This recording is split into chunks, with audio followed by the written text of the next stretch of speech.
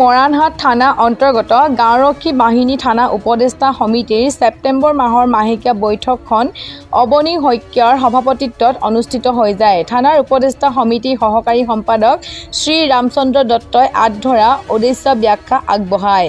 সভাখনিত আজি বিশিষ্ট অতিথি হিচাপে আসন গ্ৰহণ কৰা সন্মানীয় চৰাইদেউ জিলা জ্যেষ্ঠ আৰক্ষী অধীক্ষক শ্ৰীযুত সুৰজিত সিং পানেশ্বৰ ডাঙৰীয়াক থানা উপদেষ্টা সমিতি আৰু থানাৰ পৰা একোখনকৈ গামোচাৰে সম্বৰ্ধনা জনায়।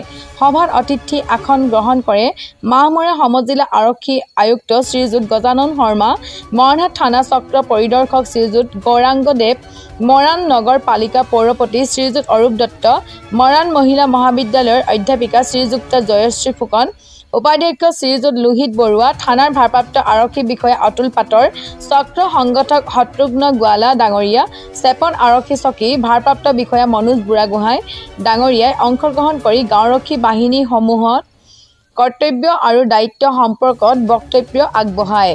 15 আগষ্টৰ দিনটোৰ সুচাৰুৰূপে আৰু শান্তিপূৰ্ণভাৱে উদযাপন কৰাক গাঁওৰক্ষী বাহিনীসমূহৰ যি প্ৰচেষ্টা আছিল, নিষ্ঠাৰে কৰ্তব্য পালন কৰি ৰাতি ৰাতি পহৰাৰ বাবে চৰাইদেউ জিলাৰ জ্যেষ্ঠ আৰক্ষী অধীক্ষক সুৰজিত সিং পানেশ্বৰ ডাঙৰীয়াই ভাল কাম কৰে কেইবাখনো গাঁওৰক্ষী বাহিনী এপ্ৰিচিয়েশ্যন প্ৰেৰণা বঁটা আগবঢ়ায়। তাৰোপৰি ব্যক্তি বিশেষে শত্ৰুঘ্ন গোৱালা, অবনী শইকীয়া সভাপতি, থানা সহকাৰী সম্পাদক ৰামচন্দ্ৰ দত্ত আৰু ৰাজীৱ মহন্তকে ধৰি কেইবাখনো সম্বৰ্ধনা জনায়।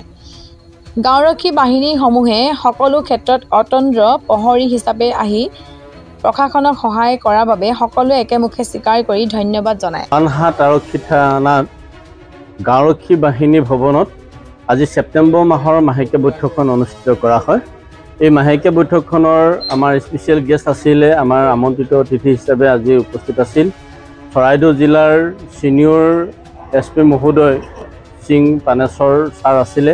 তাৰ লগতে উপস্থিত আছিলে আমাৰ মাহমৰা সমজিলাৰ সন্মানীয় আৰক্ষী অধীক্ষক গজানন শৰ্মা ছাৰ, তাৰপিছতে CI ছাৰ মৰাণ, অতুল পাটৰ ছাৰ মৰাণহাট থানাৰ ভাৰপ্ৰাপ্ত আৰক্ষী বিষয়া আৰু চেপন আৰক্ষী চকীৰ সন্মানীয় ভাৰপ্ৰাপ্ত আৰক্ষী বিষয়া গোহাঁই ছাৰকে প্ৰমুখ কৰি মৰাণ নাগৰিক সমিতিৰ সন্মানীয় সদস্য তথা মৰাণ মহিলা মহাবিদ্যালয়ৰ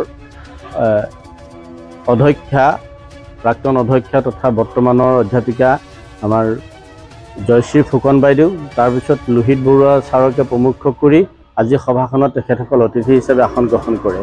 আমাৰ গাঁওৰক্ষী বাহিনীসমূহৰ কৰ্মৰত ভাল হোৱাৰ বাবে, যে তেওঁলোকে দায়িত্ব আৰু কৰ্তব্যসমূহ নিষ্ঠাৰে পালন কৰাৰ বাবে আজি আমাৰ চৰাইদেউ জিলাৰ SP মহোদয় আমাৰ সুৰেন্দ্ৰ সিং পানেশ্বৰ ছাৰে কেইবাখনো গাঁওৰক্ষী বাহিনীক এপ্ৰিচিয়েশ্যন এটা দিছে, উৎসাহমূলক এখন সম্বৰ্ধনা পত্ৰ তেখেতে আমাক জনাইছে। আমি উৎসাহিত হৈছোঁ যে আগলৈকে এনেধৰণে গাঁৱৰ সমাজৰ গাঁওখন ৰক্ষণাবেক্ষণ দিয়াৰ ক্ষেত্ৰত আমি কাম কৰি যাবৰ বাবে অকণমান উৎসাহ পাইছোঁ। তাৰোপৰি আজি কেইবাজনো ব্যক্তি বিশেষেও আচলতে গাঁওৰক্ষী বাহিনীয়ে পুলিচ প্ৰশাসনক কেনেধৰণে সহায় কৰিছিলে সেই ব্যক্তিকেইজনকো আজি আমাৰ সম্বৰ্ধনা জনোৱা হয়। আমি আজিৰ সভাখন যথেষ্ট গুৰুত্বপূৰ্ণ সভা হৈছে আৰু গাঁওৰক্ষী বাহিনীসমূহক কেনেধৰণে দায়িত্ব আৰু কৰ্তব্যসমূহ পালন কৰিব লাগে এই ওপৰতো আমাৰ SP মহোদয় আৰু আমাৰ মাহমৰা সমজিলাৰ সন্মানীয় SP মহোদয় আটাইকেইজনে আচলতে বক্তব্য ৰাখে আৰু গাঁওৰক্ষী বাহিনীসমূহক আহ্বান জনায় যে নিষ্ঠা সততা অটুট ৰাখি আইনখন হাতত তুলি নলৈ যে নিজৰ দায়িত্ব আৰু কৰ্তব্যসমূহ সুচাৰুৰূপে পালন কৰি যোৱাৰ ক্ষেত্ৰত তেওঁলোকে আমাক আহ্বান জনায় আৰু গাঁওৰক্ষী বাহিনীসমূহকো নিজৰ কৰ্তব্যসমূহ কৰি যাবৰ কাৰণে জনায়। তাৰোপৰি আমাৰ আজি যিসকল গাঁওৰক্ষী বাহিনীক আমাৰ SP ছাৰে মৰম যাচিলে, উৎসাহ প্ৰেৰণা যোগালে, গতিকে আমি এই আপাহতে তেখেতকো আমি ধন্যবাদ আৰু কৃতজ্ঞতা জনাইছোঁ। আমি বহু বছৰ কাৰ্যকাল কৰাৰ পাছত কোনো ধৰণৰ তেনে আমি এপ্ৰিচিয়েশ্যন পোৱা নাছিলোঁ। এইজন SP ছাৰৰ দিনতে আমাৰ এটা উৎসাহ দিছে। আমি যিমান দিনৰ পৰা আছিলোঁ গাঁওৰক্ষী বাহিনীৰ লগত জড়িত হৈ, তেতিয়াৰ পৰা আমি তেনেধৰণে পোৱা নাছিলোঁ। এতিয়া আমি আচলতে এইজন মহোদয়ৰ পৰা আমি পোৱাৰ বাবে তেখেতক আমি স্পেচিয়েলি অন্তৰৰ পৰা তেখেতক ধন্যবাদ আৰু কৃতজ্ঞতা জনাইছোঁ।